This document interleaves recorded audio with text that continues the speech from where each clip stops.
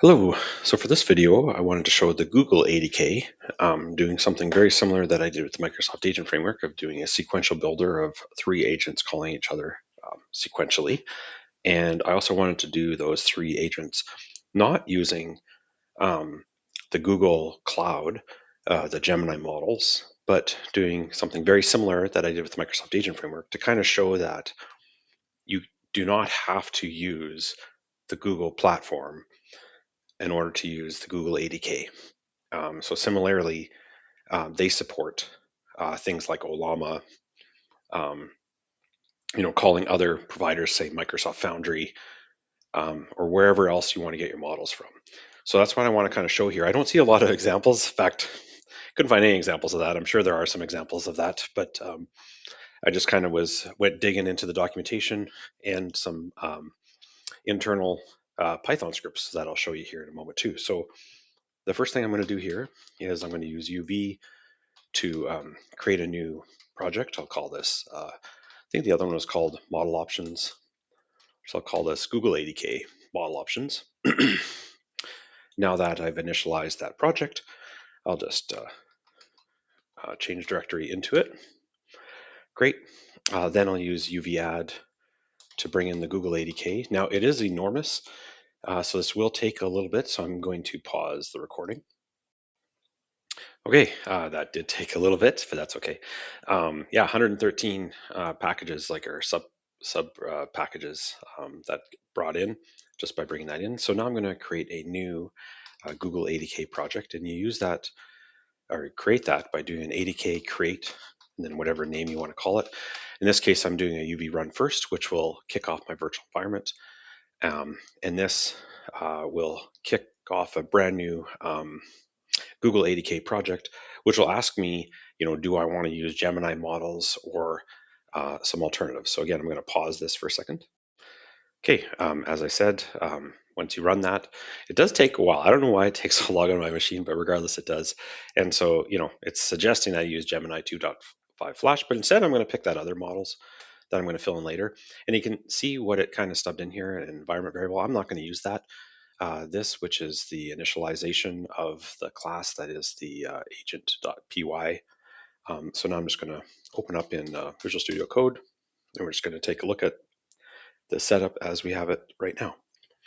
Okay, so I'm just going to get rid of the GitHub Copilot and zoom in here a little bit to the to what's been set up. So again, the UV would have set up all of these files. Google ADK sets up these files. I'm not going to be using this .environment um, file, so I'm just going to get rid of it, and it's left with initialization, Python file, and a agent.py. And so this right here is the basically how you get up and running with Google ADK. As you can tell here, if I just put a Gemini model in here, it'll then go ahead and just use some defaults with Google. I'm not going to be doing that. Instead, I'm going to be using something called LiteLlm. I'm going to put it right here. The other thing too that I'm going to do a little bit different, and as I continue my journey here, maybe I'll change my mind about this. But this right here is actually an alias. It is what Google seems to suggest, so probably go with that. But just know that what you're actually getting is an LM agent instead of an agent. Agent is an alias, and so I think they call it that. If you want to be Pythantic, I don't know. Anyways, there's a terminology there. I'm just trying to be like nice and concise, nice and clear. You would just say agent there. Which, by the way, if you want to see what that is, you can actually at any point in time, I don't know how many people know this, but if you do this Python-m this, you'll actually see this Zen of Python. So the Python core principles, which simple is better than complex, flat is better nested, et cetera, et cetera. And so they're just some concepts. And so, you could save three letters and just, why do you need to say LM agent? You can just say agent. So anyways, regardless, I'm not going to do that. So as kind of mentioned, I'm going to change this model. What it's going to be equal is going to use this LiteLlm class. And so in order to do that, then I need to bring in a couple more packages. So from a new terminal window, I will bring in, do UV add the LiteLlm and the .env so I can read from my environment variables. So once this gets brought in, from here, I can now I have some code off screen here that I'll bring it in, and this is the sort of code that I'm referring to. So again, import in the OS. This will be just for reading the environment variables. This is for loading them up. I already mentioned that. This is about how I could have said agent here. Perhaps you want to say agent. I'm saying LLM agent. Agent's just an alias for LLM agent. This LiteLlm, that's what I'm going to use very shortly. I'm going to use a sequential agent workflow.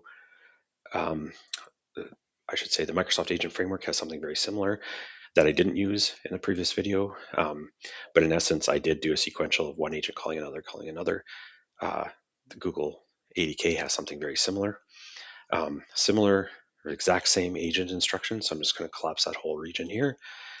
So now, instead of returning back, I think it was a chat agent for the Microsoft Agent Framework, this is what's called an LLM agent. Again, it could have just said agent as well.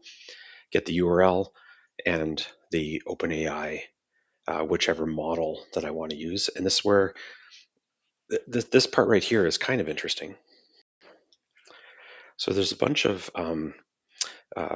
whatever you want to call them, magic strings here. And if you really want to see it, I'm sure there's some really good documentation out there. As a matter of fact, I think I opened up one of them here that kind of talks about this a little bit. So here's a magic string of OpenAI. There's other ones. Ollama chat. So if you were using Ollama, you have to prefix it with that.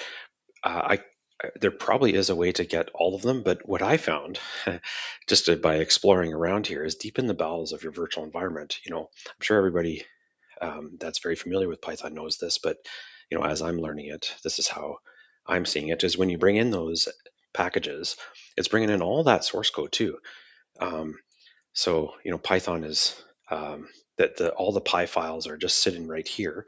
So we can start to look at those. So if we take a look at the lib site packages and you find that LiteLlm, the thing that I brought in, which is way down here, there it is there. And then from here, there's some core utilities. So LiteLlm core utilities. And then here is a get supported OpenAI params. And so this is where I found there's a big if statement in here. That's that Ollama chat that you saw. If you want to use Anthropic models, those are the magic strings that you would prefix in order to call over to those. And then right at the bottom, oh yeah, there's the NVIDIA. If I wanted to use the NVIDIA ones, I can use NVIDIA NIM. It just goes on and on and on. XAI keeps going and going and going. And then there's a more of a generic one near the end here, and this is what kind of piqued my interest. I didn't see any examples of this, but I'm sure there are some. And there's one down here that what did I find? The custom OpenAI. So it's like I went kind of like right to the bottom. I'm like, oh yeah, right, very close to the bottom here is this custom OpenAI one, and I'm like, yeah, you know what? That's the one I'm going to use. So that's what I did here, and so I was able to then use. I'll just close that off. I was able to use that with the Foundry endpoint. So the same models that I mentioned before in the previous video, I'm doing here for Microsoft Foundry. So I can create a summarizer agent with Microsoft Foundry. Again, not using Google at all. This one using the Amazon Nova. Again, I think I could have had that different prefix, but I'm just using the custom OpenAI. Seemed to work for it. NVIDIA, same thing. I could have actually put that NVIDIA NIM or whatever that one was that I just showed previously. Instead, I put custom OpenAI. It seemed to work just fine. And then similar to a different video there, I'm loading up the environment variables, creating those three agents, creating a sequential agent, giving it a name, and saying, here are your agents, which is call this one, call this one, call this one. So unlike Microsoft Agent Framework, which has these things called edges and it can fan in, fan out, in order to accomplish that, you can do the exact same thing. It's just you have to think a little bit differently. You have to say, if you really wanted to do that, if it's like one agent that then called three others that came back into one, you would create a parallel agent. And then in your sequential, you would say, what's my start, call off to those three, and then fan back in to this one, right? So anyways, so that's this. And now I can kick off the Google ADK's web UI. So in this case, I had to actually give it a port. The default port that I was using was something that I couldn't use on my laptop here. So I'm saying use this port 35231. For some reason on my laptop, that always takes so long to do. So I just had to pause the video there for a second. So now I'm just going to navigate to this.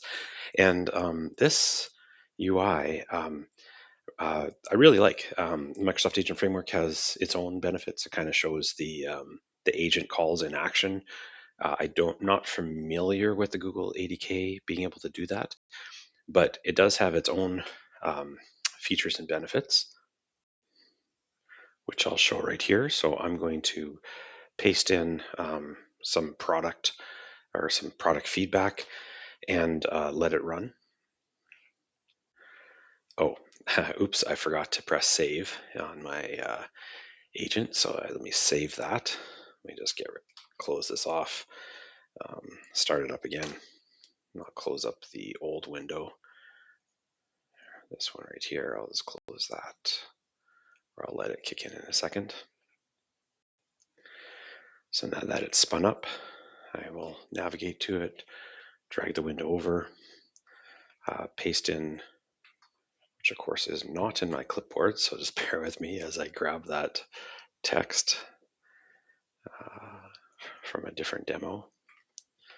And I'll let this run. And the neat thing that you're going to see here is you can see a lot of information once this does come back. So yeah, you can see each one of the agents and their output. So I really like this. It says which one was a thinking model here as well. So click into each one of them.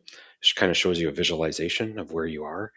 And you have all three requests here. So this is the next one, which is the classifier agent, and then the third one, which was the action agent. So that's a pretty neat visual. Another thing here too that you can see is, when you click on each one of those, that's the second one that was called. There was the request, there was the response. So you can really get a detailed look into what is happening behind the scenes. And there's some interesting things there, which, honestly, I really like the way they did this. And I think Microsoft needs to up its game a little bit with their Microsoft Agent Framework Dev UI. But anyways, so hopefully that gave you a little bit of sneak peek into the Google ADK and about how it too does not have to use its backing cloud infrastructure provider, Google. And it works just fine using all these other models from different infrastructure providers.